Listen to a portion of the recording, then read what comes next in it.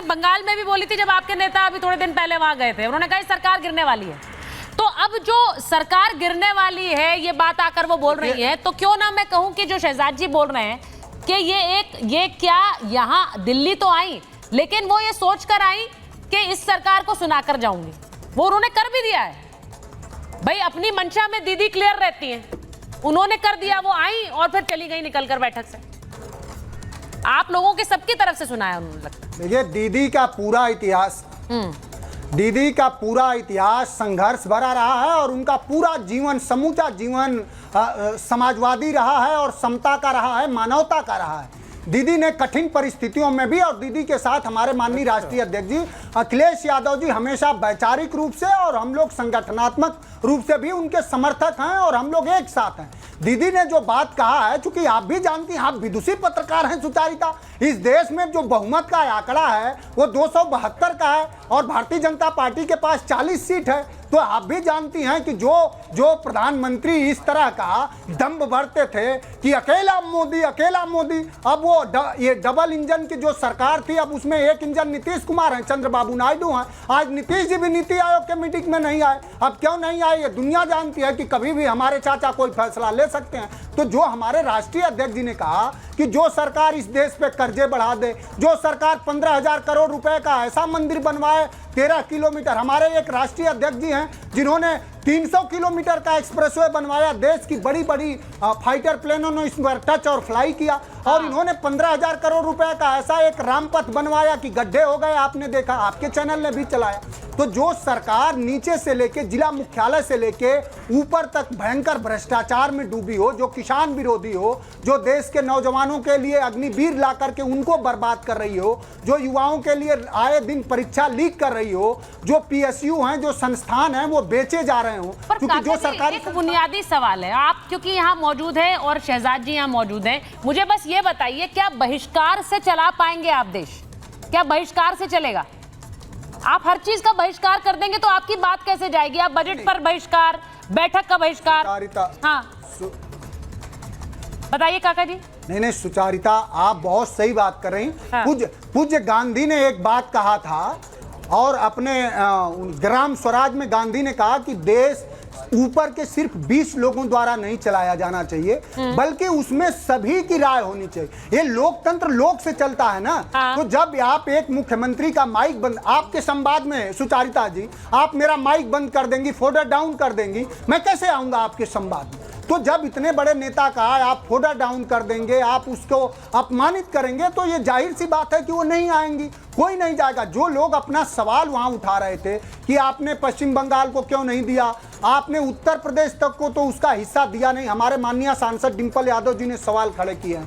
तो सिर्फ आपने जो पेपरों में एक हेडिंग निकली थी सुचारिता, पेपर में एक हेडिंग निकली थी कि सरकार ने अपने सहयोगियों को बजट सिर्फ उनको दिया जिन लोगों ने सरकार बचाया, सरकार ने सरकार में बने रहने की कीमत चुकाई, वही बजट अगर आप बना रहे हो। सुचारिता जी बहुत सारे झूठ बोले जा रहे हैं। बहिष्कार के भाव से देखेंगे तो निश्चित रूप से आपका प्रशंसा कोई नहीं करेगा।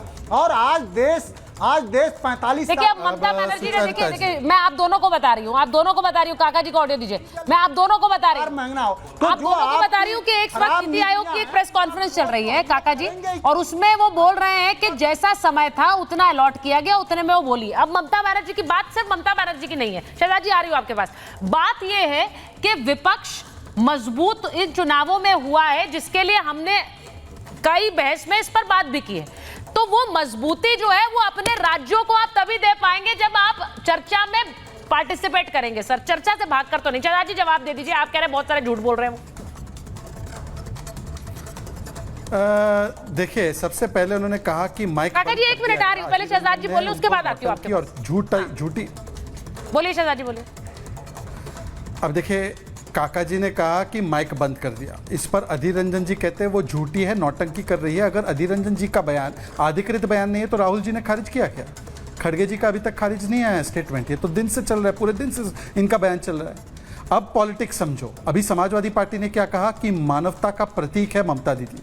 अधीर रंजन कह रहे हैं मानवता को मारती है, ये कह रहे हैं मानवता का प्रतीक है। शहीद दिवस के कार्यक्रम में भी समाजवादी पार्टी को बुलाया था, कांग्रेस को नहीं बुलाया। और खैर वो प्रोग्राम लेफ्ट के खिलाफ ही होता है, 34 साल का जो लेफ्ट रूल रहा है उसके खिलाफ होता है। मतलब समाजवादी पार्टी भी ठीक ठाक कह रही है कि पश्चिम बंगाल की नेत्री के साथ वो खड़े हैं, ना लेफ्ट के साथ ना कांग्रेस के साथ। और तीसरी बात, रामपथ पर कोई गड्ढा वड्ढा नहीं था, उनके एक प्रवक्ता ने ट्वीट करके डिलीट किया था, माफी मांगी थी। और किसानों की चिंता, 1200 किसानों ने कर्नाटका में पिछले 10 महीने में आत्महत्या की, मनोज काका के हलक से एक शब्द नहीं निकला। एमएसपी किसानों को नहीं दी गई, मूंग किसानों को पंजाब में हलक से एक शब्द नहीं निकला। तेलंगाना में किसान ने आत्महत्या कर ली कैमरे के सामने, एक शब्द नहीं निकला। केरल में एमएसपी लागू नहीं होती, एक हलक से शब्द नहीं निकला। पर आज मुझे दुख होता है, ममता दीदी मानवता का प्रतीक है और अधीर रंजन चौधरी तंबाकू खाते हैं और वरुण पुरोहित सुन रहे हैं। वरुण पुरोहित सुन रहे हैं। जनवरी से नवंबर तक 942 आदमी सुसाइड किए हैं। देखिए एक चीज बड़ी क्लियर है, एक चीज बड़ी क्लियर है, सारे मेहमानों को स्क्रीन पर रखिए प्लीज। एक चीज बड़ी क्लियर है कि ये जो विपक्ष है शहजाद जी, वो ये मैंडेट को आपके मान ही नहीं रहा है। ये बार बार यही कहते हैं कि इस सरकार को बहुमत नहीं मिला है, इनके पास मैंडेट नहीं है। और वरुण जी यही बात ममता बनर्जी ने दिल्ली आकर भी दोहराई कि ये सरकार के पास मैंडेट नहीं है, ये जाने वाले हैं, ये कभी भी गिर सकते हैं, मौसम की तरह सरकार बदल जाएगी। इस तरह के बयान लगातार विपक्ष के आते हैं। अगर इस सोच के साथ आप लोग चलेंगे तो फिर तो सरकार के साथ बातचीत बिल्कुल ही संभव नहीं। सुचारिता जी, सबसे पहले तो अभी सरकार साहब ने शहजाद भाई पे अधीर रंजन जी के लिए शब्दों का प्रयोग किया, वो ठीक बात नहीं है। अपन मर्यादित आचरण की बात कर रहे थे, शाब्दिक आचरण की बात कर रहे थे, वो रखना चाहिए डिबेट में। मैं तो ममता दीदी तो दूसरी पार्टी में चले गई तो भी उनके लिए इस बात करा। दूसरी बात, जो भी बार बार आंकड़े की बात की जा रही है कि 10 साल पहले ये दिया गया था राज्य को, 10 साल बाद ये दिया गया, वो आप एक तो रुपए की वैल्यूएशन देखिए आप, और दूसरा अब ये जो अपना यूनिटरी फेडरल पॉलिटिकल सिस्टम है देश का, जिस राज्य से जितना रेवेन्यू आया उसको कितना वापस मिला, ये झगड़ा अगर शुरू हो जाएगा तो मान लीजिए किसी छोटा राज्य वो रेवेन्यू नहीं दे पा रहा है, उसको हम रेवेन्यू अलॉट कर रहे हैं, ये तो फेडरल स्ट्रक्चर के लिए झगड़ा होएगा। तो इस बात को सारे दलों को सोचना चाहिए कि फेडरल स्ट्रक्चर के लिए ये झगड़ा नहीं करना चाहिए कौन से राज्य को कितना रेवेन्यू दिया। हाँ, ये जरूर है कि कोई भी गठबंधन की सरकार हो, तो आज मोदी जी की सरकार है, कल किसी और की हो, गठबंधन की सरकार में कंपल्शंस होते हैं, पॉलिटिकल कंपल्शन से वो मानना पड़ेगा। आज मैं आप और मैं सरकार में होंगे, मान लीजिए मैं आपकी सरकार को समर्थन कर रहा हूं तो आपको मेरी मांग मानना पड़ेगा, तो पॉलिटिकल सिस्टम है, इसे इसको बुरा नहीं मानना चाहिए। पॉलिटिकल सिस्टम में ये सब चीजें होती हैं। दूसरी बात, अभी आप बार बार नीति आयोग को बहिष्कार की बात चल रही, भाई बहिष्कार तो आप ये देखिए, संसद में जब 100-150 सांसदों को आप सस्पेंड कर देते हो और क्रिमिनल लॉज का अमेंडमेंट ले आते हो, जो सबसे बड़ी इंपॉर्टेंट बात है, तो ऐसी सरकार से क्या बातचीत होगी? मोदी जी ने ठीक है, आप कह रहे हैं ऐसी सरकार से क्या बातचीत होगी? तो वरुण जी, अगर आपने ये मान लिया कि ऐसी सरकार से बात ही नहीं हो सकती, ऑडियो दीजिए उनका, अगर ऐसे आपने मान लिया कि कोई बात ही नहीं हो सकती है, तो फिर तो सरकार और विपक्ष के बीच कोई बातचीत का मुझे कोई ब्रिज नजर नहीं आ रहा। आप कह रहे हैं ऐसी सरकार से बातचीत क्या होगी, तो फिर वही बात ममता बनर्जी कह रही है, यही बात काका जी यहाँ बैठकर कह रहे हैं, तो फिर इनसे बातचीत का कोई फोरम ही नहीं है।